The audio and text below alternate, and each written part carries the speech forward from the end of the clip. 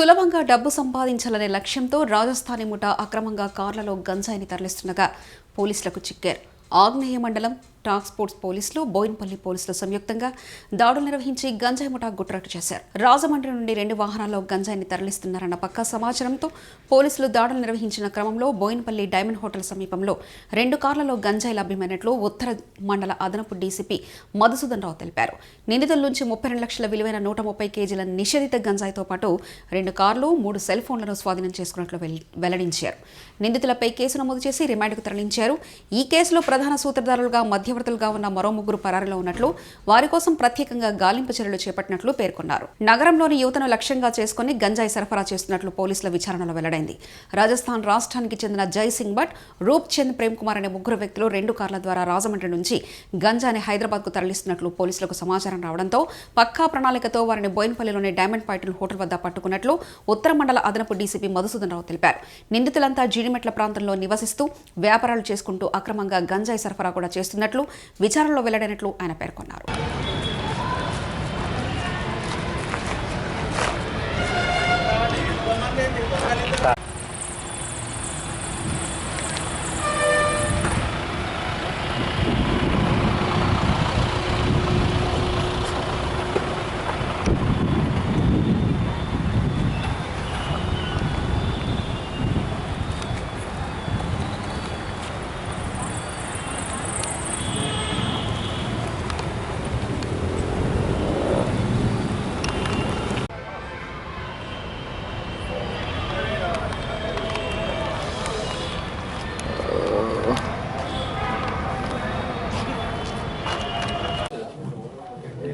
सुबह 9 बजे credible information में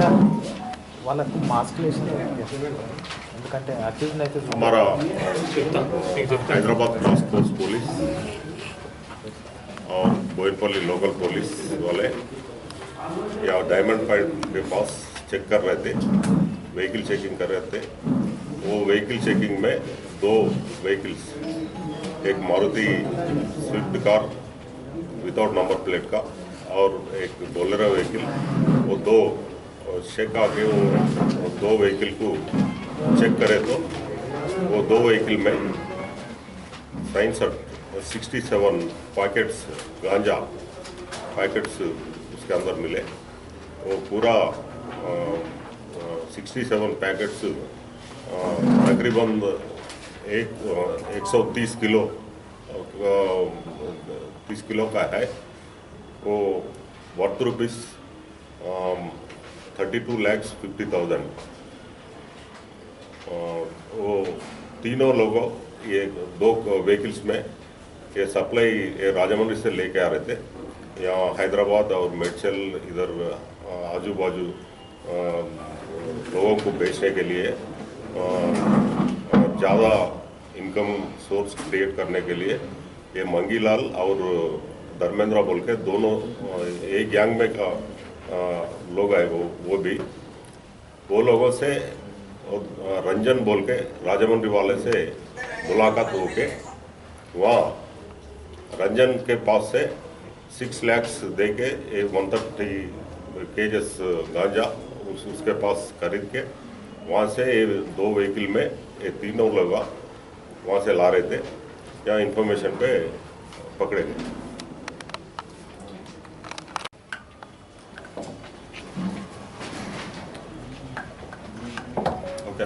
ఓకే సార్. నిన్న ఉదయం 9:30 ప్రాంతంలో ఒక నమ్మదగిన సమాచారం మేరకు కమిషనర్ గారి task force south east zone సంబంధించిన టాస్క్ ఫోర్స్ టీము, తర్వాత బోయిన్పల్లి పోలీస్ సిబ్బంది ఇన్స్పెక్టర్ ఆధ్వర్యంలో వీళ్ళు డైమండ్ పాయింట్ దగ్గర వెహికల్ చెకింగ్ చేస్తుంటే ఒక 2 వెహికల్స్ అనుమానాస్పదంగా అక్కడికి రావడం జరిగింది. వాటిని చెక్ చేస్తే ఒకటి బొలెరో వెహికల్, ఇంకొకటి Maruti Swift without number plate. ఈ 2 వెహికల్స్ చెక్ చేస్తే అందులో 2 వెహికల్స్లలో నిషేధిత గాంజాయి ప్యాకెట్స్ అందులో టోటల్ 67 2 వెహికల్స్లలో కలిపి 67 ప్యాకెట్లు సుమారు ఒకటి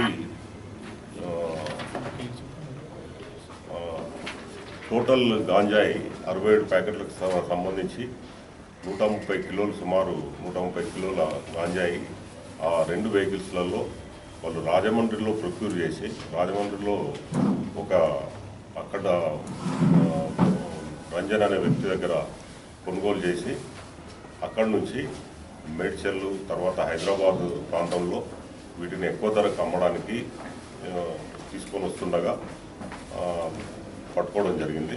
అందులో ఆ 2 కార్లలో 3 వ్యక్తులు వాళ్ళు అక్కడి నుంచి రాజమండ్రి నుంచి తీసుకొస్తూ దొరికారు.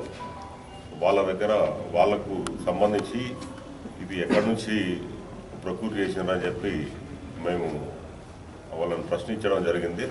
వాళ్ళు రాజమండ్రిలో రంజన్ అనే వ్యక్తి దగ్గర నుంచి ఆ రంజన్కు మంగీలాల్ మరియు ధర్మేంద్ర అని చెప్పి వీళ్ళకు సంబంధించిన వ్యక్తులే.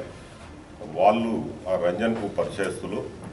ఆ పరిచయంతో వీళ్ళను తీసుకెళ్ళి ఈ వ్యాపారం చేద్దామని చెప్పి ఆ ఇద్దరు తీసుకెళ్ళి వాళ్ళకి పరిచయం చేయడం జరిగింది. అక్కడ ఆ రంజన్ను వీళ్ళకి కల్పించి వీళ్ళ దగ్గర నుంచి ఒక 6 lakhs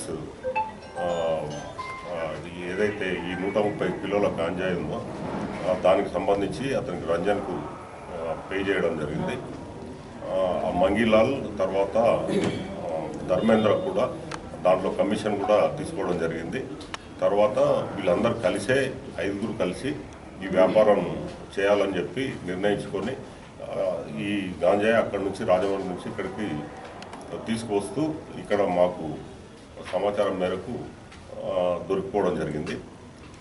వాళ్ళను పూర్తిగా నిన్న ఈ ఏదైతే ప్రొసీజర్ ఉందో ఆ ప్రొసీజర్ ప్రకారం అన్ని చట్ట ప్రకారం వాళ్ళను ఇంట్రాగేషన్ చేసి తర్వాత సీజరు ఇవన్నీ చేసి నిన్న ఈవినింగ్ పోలీస్ స్టేషన్కు తీసుకొని రావడం జరిగింది. మిగతా 3 కోసం 3 పరారీలో ఉన్నట్టు చూపించడం జరిగింది. వాళ్ళను త్వరలోనే వాళ్ళను కూడా పట్టుకొని వాళ్ళను కూడా కోర్టులో హాజరుపరచడం జరుగుతుంది. వీళ్ళంతా ఎక్కడికి చెందినవాళ్ళు సార్? వీళ్ళంతా యాక్చువల్గా వీళ్ళు చాలా ఏళ్ల క్రితం రాజస్థాన్ నుంచి వచ్చి ఇక్కడ జీడిమెట్ల దగ్గర స్థిరపడి ఉన్నారు. రకరకాల బిజినెస్లు చేసుకుంటున్నారు. కొంతమంది నూడిల్స్ బిజినెస్ చేస్తుంటారు. ఏమన్నా ఆయన బాటీ జయసింగ్ బాటీ తర్వాత మిగతా ఇద్దరు కూడా ఇక్కడ చిన్న చిన్న బిజినెస్లు చేసుకుంటూ ఎక్కువ మొత్తంలో ఈజీగా సంపాదించాలనే ఉద్దేశంతో ఈ మంగీలాల్ ధర్మేంద్ర అనే వీళ్ళ ద్వారా రంజన్ పరిచయం ఉండడం వల్ల అక్కడి నుంచి ఈ గంజాయి తెచ్చి అమ్మితే ఎక్కువ లాభం వస్తుందనే ఉద్దేశంతో అక్కడి నుంచి ఈ వ్యాపారం చేయాలని నిర్ణయించుకొని ఇది చేయడం జరిగింది. సప్లై చేసింది ఎవరు సార్? వీళ్ళకి రంజన్ రాజమండ్రి అక్కడ నుంచి సప్లై కేంద్రంగా ఎన్ని రోజుల నుంచి మన సిటీ కేంద్రంగా ఇది సిటీ కేంద్రంగా ఎన్ని రోజుల నుంచి జరుగుతుందని కాదు. ఇట్లాంటి వాళ్ళు స్వలాభం కోసం ఎక్కువ మొత్తంలో ఈజీగా ఎర్న్ చేయాలనే ఉద్దేశంతో ఎక్కడైనా వాళ్ళకి అవకాశం ఉంది అని అంటే ఏదో పర్చేస్ల ద్వారా వాళ్ళ ద్వారా ఎక్కడైతే ఇది ఎక్కువ పండిస్తారో ఆంధ్ర సైడు తర్వాత అక్కడ ఏజెన్సీ ఏరియాలో ఆ ఏజెన్సీ ఏరియా నుంచి ఒరిస్సా బార్డరు అదంతా ఆ ఏరియాలో ఎక్కువగా ఇది సాగు చేస్తుంటారు ఈ గంజాయి. అక్కడి నుంచి అక్కడ ఎవరు పర్చేస్తులు ఉంటే వాళ్ళ ద్వారా ఇక్కడ తీసుకొస్తూ వ్యాపారం చేస్తుంటారు. అయితే మనం సాధ్యమైనంత వరకు ఇక్కడ గట్టి నిఘా ఏర్పాటు చేయడం జరిగింది. ఎట్టి పరిస్థితుల్లో ఇట్లాంటి కార్యకలాపాలకు పాల్పడిన వాళ్ళను ఎవరిని కూడా ఎట్టి పరిస్థితుల్లో స్పేర్ చేసే అవకాశం లేదు. మనకు ఇన్ఫర్మేషన్ సిస్టమ్ ఉంది. ఖచ్చితంగా ఇట్లాంటి కార్యకలాపాలు ఎక్కడ జరిగినా కూడా సిటీలో ఇమ్మీడియట్గా పట్టుకోవడం జరుగుతుంది. వీళ్ళ దగ్గర గంజాయి ఒకటే దొరుకుతుంది. గతంలో వీళ్ళు ఇక్కడ సప్లై చేసినప్పుడు ఎప్పుడు దొరికినా? లేదు, ఇంతకుముందు కేసులు అయితే వీళ్ళు ఓన్లీ కార్ల ద్వారానే సప్లై చేస్తారు సార్. కార్లు అంటే వాళ్ళకి కన్వీనియంట్ అంటే సరిహద్దులలో చెక్ పోస్టులు ఎట్లుంటాయి? ట్రైన్లో అవకాశం ఉంటే ట్రైన్లో తీసుకొని వస్తారు, బస్సులలో కూడా తీసుకురావడానికి అవకాశం ఉంది. వీళ్ళు కార్లు తీసుకొని వెళ్ళారు.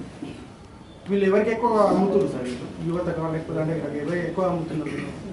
ఇప్పుడు దీనికి ఎడిక్ట్ అయిన వాళ్ళు ఎవరు అనేది వాళ్ళు లోకల్ వాళ్ళకు కొంతమందికి